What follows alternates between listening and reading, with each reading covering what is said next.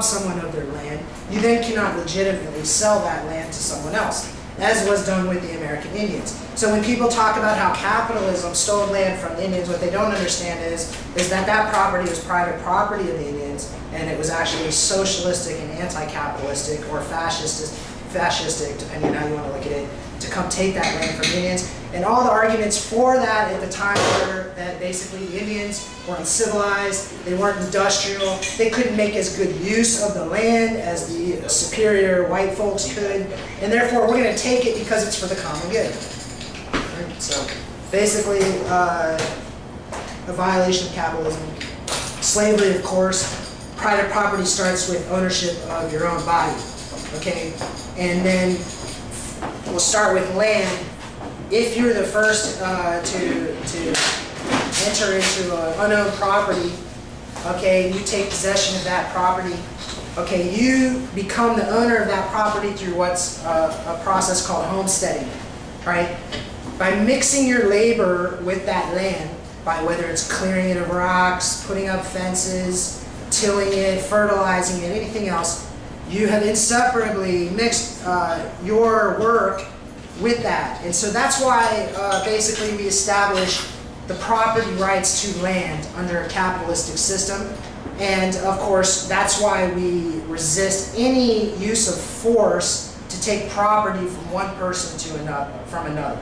So of course, you know, the examples we've already cited, the American Indians, and of course slavery of the blacks. Now feudalism, to a large extent, was the opposite of capitalism at the time. It was the old order that capitalism was rebelling against. It was the idea that these aristocrats that were appointed by the kings, who were friends with the kings, would be given a piece of land that the king had conquered, because all these kings got their land originally by stealing it through, you know, war. And then they gave their favorites those pieces of land in order to get their loyalty back in exchange. And so that's basically what the feudal structure is. Then they then rented that land out to the peasants basically established permanent slavery, because the peasants, basically the rent, took everything from them except subsistence land, just enough to eat. Okay, and then so mercantilism was combined with feudalism. All right, they go together. The aristocrats themselves used the power of the state to give themselves subsidizations for their businesses, to regulate other businesses, to make it more expensive and difficult to compete with them, to put on tariffs to competing businesses from other countries so that their products will be cheaper in comparison. Okay, so basically mercantilism is the economic policy of aristocracy or feudalism. Now, this can also be called, and often is called now, corporatism. Okay, because the corporation is a creation of the state. The state, through its guns and its dominance of society, allows the corporation to maintain a status of what's called limited liability, where basically they're not fully responsible for the actions they take. And a good example of that recently would be BP with the oil spills, and then the government coming in and saying, well, yes, yes, yes, you're going to pay all this money to the people for the damages you did, but we're going to cap it. Okay? That means they have limited liability.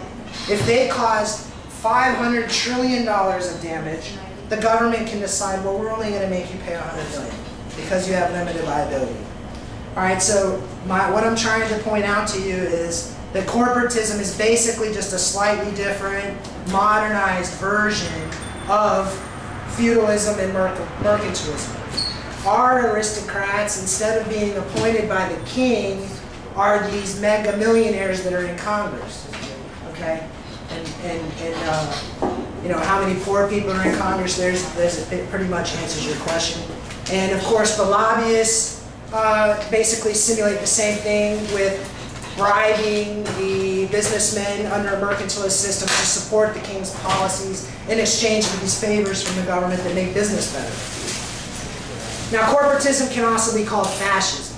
Okay, these are all the same things, only corporatism, fascism now is implemented in a slightly more subtle way. But basically, fascism is the merger of government and corporations. Okay, and so a lot of people like to get into the fact, well, is a corporation public? Is the Federation public? Is the private? It's both. It's a merger of the two.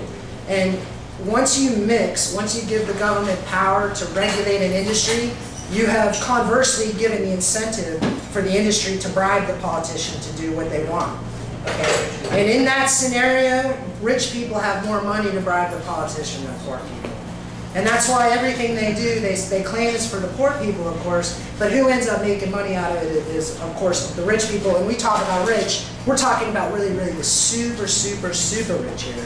Not necessarily what they try and divide and conquer amongst us and convince us that we're against each other. Okay, so you know, it's a relative concept.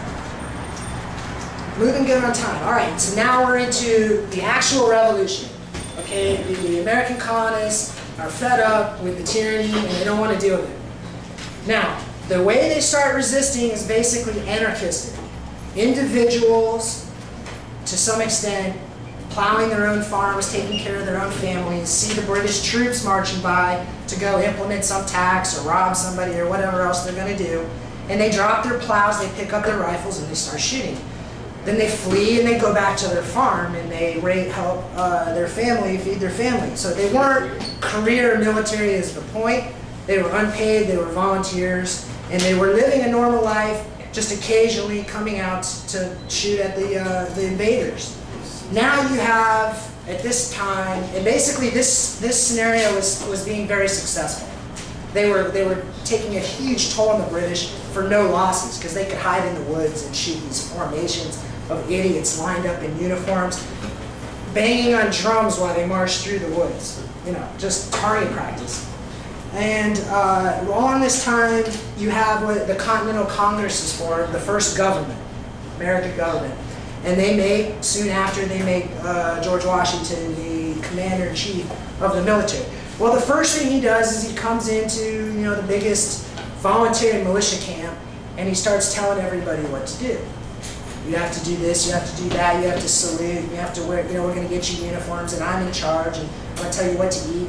And they had, a lot of these people had their women with them, and some of them even their families in the military camps, and he kicked them all out. And then he imprisoned these voluntary militia members. He wouldn't let them leave.